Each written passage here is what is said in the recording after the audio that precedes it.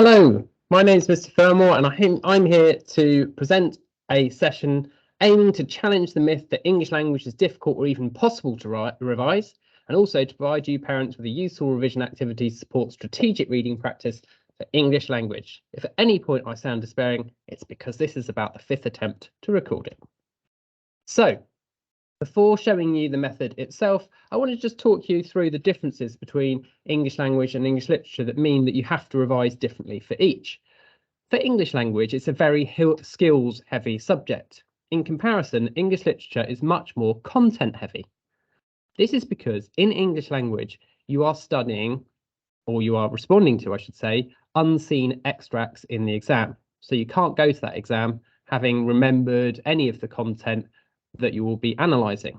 Whereas in English literature, students will be studying 4 set texts.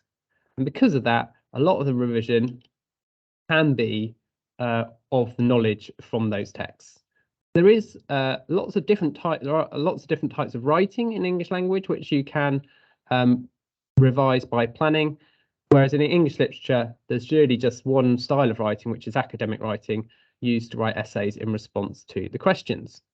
So overall, when you're revising for English language, the main and really only revision focus that you can carry out is the skills practice, and practicing the skills of reading the paper, the skills of reading extracts again and again and again. The same with practicing the skills of planning for writing. Whereas in English literature, it can be much more about a revision of an acquisition of knowledge, so because of all the content that you have already covered for that exam.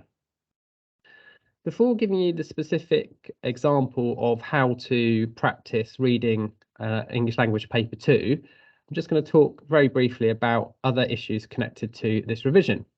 First of all, we wanted to say a quick warning about bewaring internet resources for teaching the language skills. Even Mr. Brough, who a lot of students like, is a bit iffy in terms of clarity or methods.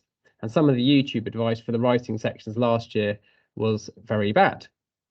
Writing full practice responses is useful nearer the exam period or in class conditions, but to begin with, we're saying it'd be more useful to practice the skills of reading with different past papers. You could also, of course, practice planning for different past paper questions as well. Now, in today's session, what I'm going to do is I'm going to talk through how I would practice reading skills with different exam papers. And the very first thing that I'm going to advise is the pre-reading that you do before even looking at any of the questions. And what we're recommending is that students read and underline the key information in the source descriptions on the front of the insert booklet and above each source. I'm going to show you this with a past paper from 2019. So on the front of the insert booklet, which comes with the question paper, you get given this box on the first page. And in this box is information about the source that students should read before they even begin to read the extracts themselves. And what we're recommending students do is they identify by underlining the key details of that source before looking at the sources any further. So the first text in this example is the 21st century text, so quite a modern one. It's called The Crossing. It's from Cracknell and Fogle's autobiography. So they've written an account of crossing the Atlantic, and it's published in 2006. Whereas the second text is an older text, it's 19th century. It's literary non-fiction, which means it's been told almost to be read like a story, even though it's based on true events. It's called Idle Days in Patagonia, and it's by someone called Hudson, and they were travelling and publishing in 1893. So early on, those details don't mean much, but they're starting to get my head around the text that I then will have to read and then get tested on for my reading. The next thing I'm going to do is I'm going to look at the source box details. Some students might miss this out, and that's a really important thing not to do. You've got to just look for anything else you now find out that's new to this first box on the first page. So I knew already it was 2005. I knew it was Ben Fogle and James Cracknell, but I didn't know it was a 7-week race across the Atlantic Ocean in a rowing boat called Spirit. And in it, Ben here is describing what happened one night as he rowed and James slept.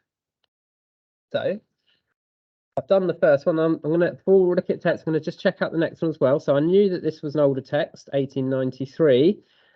And what he's done is he's travelled by sea to Patagonia. And I find out it's a remote area in South America. What he's doing there is studying birds. And in this, he's describing the journey to get there. Now, what that gives me is an opportunity to just think for a moment or two about what I'm going to be reading and comparing. So one is a modern text, two people doing a race, and the other one is a very different type of boat journey.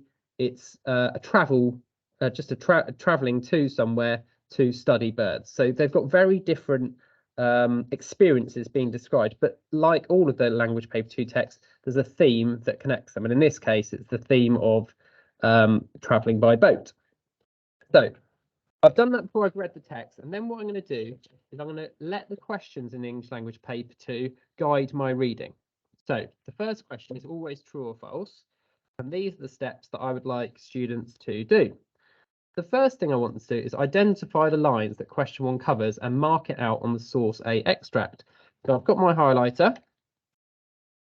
I know that for this question, I have to look at lines 1 to 12. So what I'm going to do is going to mark out this question on the exam paper, and students should do this in the exam. So question 1 is those ones. It means that I'm answering on the right bit. Okay, the next bit of advice is check whether each statement is accurate in turn, because the statements follow the order of the lines in the text. So let's have a go at doing that. So here are my statements. The first thing that I'm looking for is it would be dark for another 3 hours. So let's have a look. It was still dark. We had at least 3 hours. So there's the proof that that's true. Next one. Ben usually rode the sunrise shift. It says we had at least 3 hours of darkness to go before daybreak. And as always, I had the sunrise shift. So I think it's true to say that he did usually do it. I mean, it says always in the text, but that is near enough for this to be correct. Then it says the waves were starting to calm down. So I'm looking for the waves were starting to calm down. The ocean had continued to build. So because it's building, that isn't correct. They're starting to calm down. I'll do one more. It was the first time during the race that Ben felt he was at risk. Let's have a look. The ocean continued to build with an ever-increasing wind that was gusting at 40 knots. The swell had grown and conditions were becoming increasingly frenzied. I began to feel vulnerable again. So that again bit there means that it's not the first time, so that is incorrect. Now, you might think that I'm spending quite a lot of time checking for the true or false, but actually looking at one part of the passage closely at the start of the exam means that you've got an area of the text that you can talk about knowledgeably later on, so it's not wasted time. Okay, that's the strategy for question 1. Okay, let's have a look at question 2.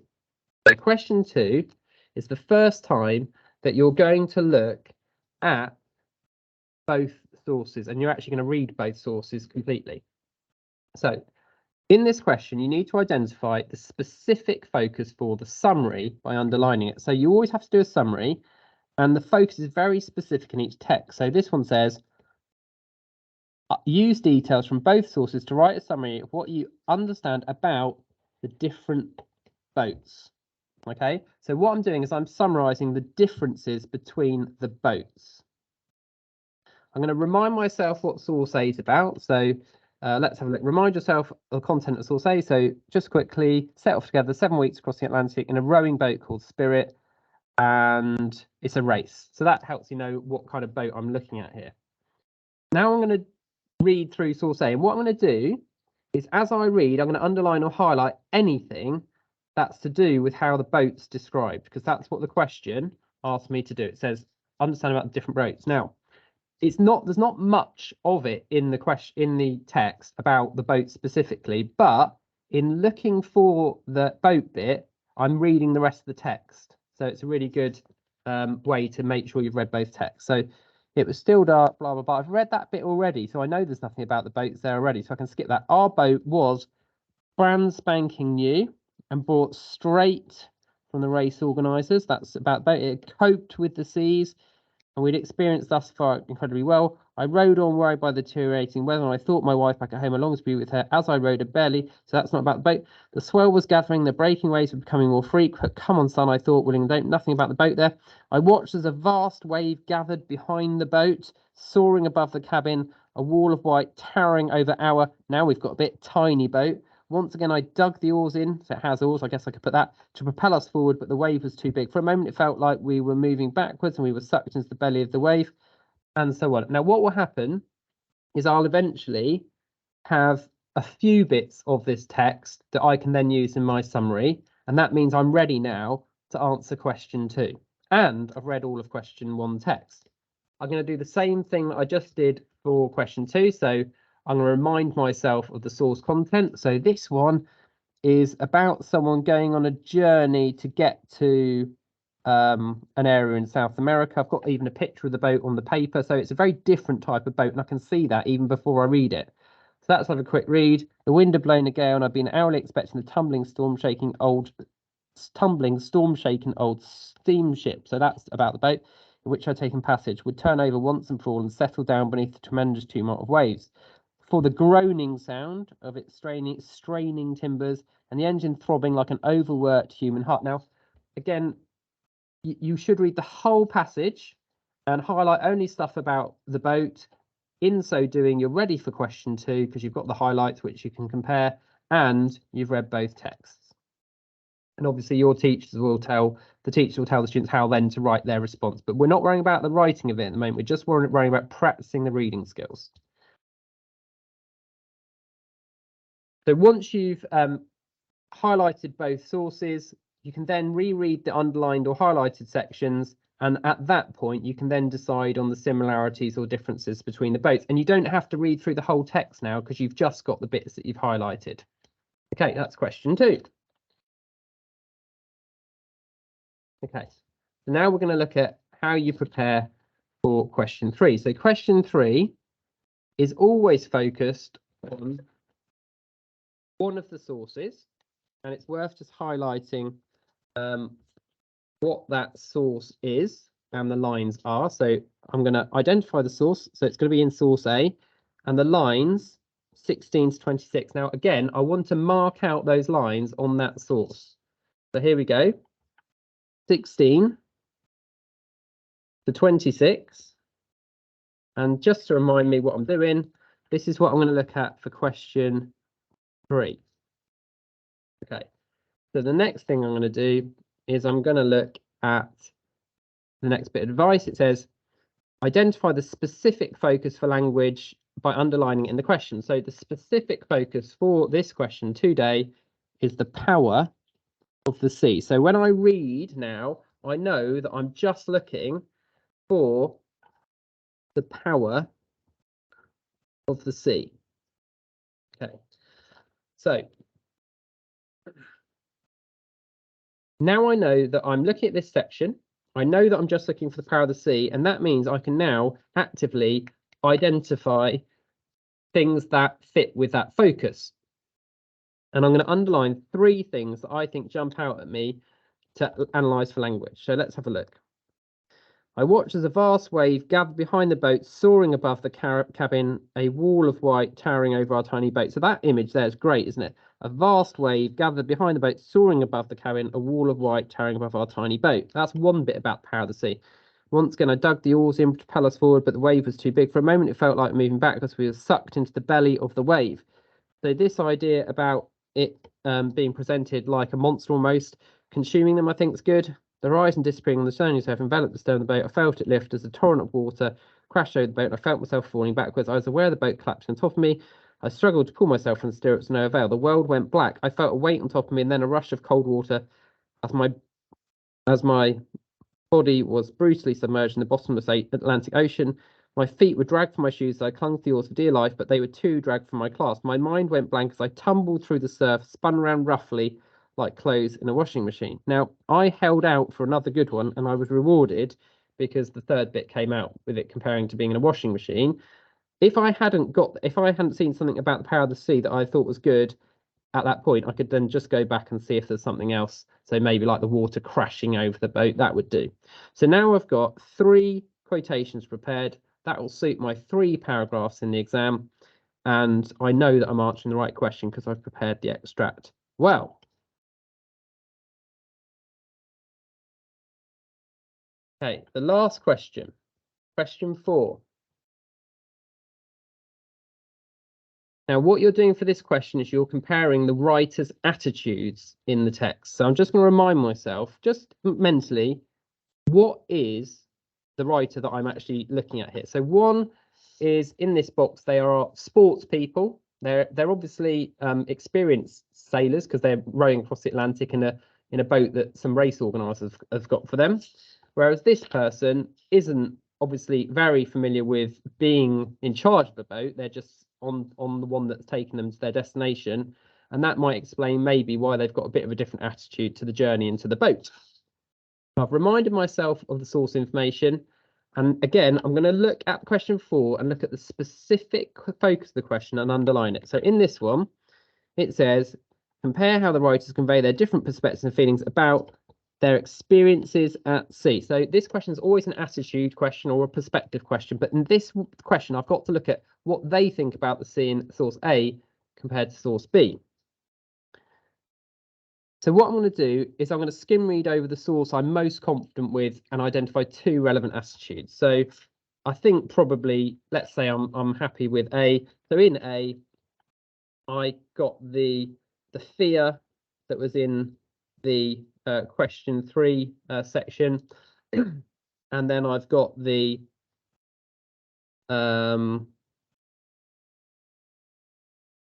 maybe the worry that he has experienced there. Obviously, I might see other things in the extract, that's fine. And then what I'm going to do is I'm going to then see if I can find 2 attitudes in there that compare with those things. So what's the equivalent of the worry? Well, I think the worry is definitely in the description of the boat to start with. And then obviously the fear is generated in this extract too, but obviously just presented in a slightly different way. So I think that means that I feel quite confident now. I could compare their attitudes and then just look at how the different ways it's presented. Okay. So overall, what I've done there is I've tried to model that you can take a very systematic approach to each question, and in so doing, get yourself in a position where before you write it, you've got all the information you need to be successful. I think the problem can come when students sort of don't take that systematic approach, don't practice that systematic approach, so everything seems a bit sort of panicky in the exam. My final bit of advice is 1 or 2 more things that would really help with student revision for English language. 1 is a website that I've linked to here from Bristol University that has lots of punctuation and grammar exercises. They're multiple choice, and when you click on them, they give you not only the answers but also explanations of how the language works. And that's a really good website for their spelling, punctuation and grammar. And then the last bit of advice, which is possibly a bit optimistic, but definitely going to make a difference if people start to develop it, is to develop a more regular reading habit. If all else is equal, the students that are reading more will have wider vocabulary, better understanding of writers' ideas, quicker and much more perceptive at picking up what's going on in the text if they've got in the habit of reading every day. Even if you're a grade 4 targeted student and you're reading more than the next grade 4 targeted student, you will be more likely to get your pass than the student who isn't reading regularly. Okay, so teachers can give you recommendations, but it's such an important thing to be doing. Really is the skill that you're getting tested on. So the more you can do reading, the more likely it is you'll be able to read more effectively in the exam. That's it for the revision advice for the reading section of English language. I hope it was useful, and I would strongly advise you to encourage your children to practice those reading skills like I have, even without writing any responses to the questions, because it's that practice and being confident with it that will mean that the written bit of the exam will take care of itself. Thank you.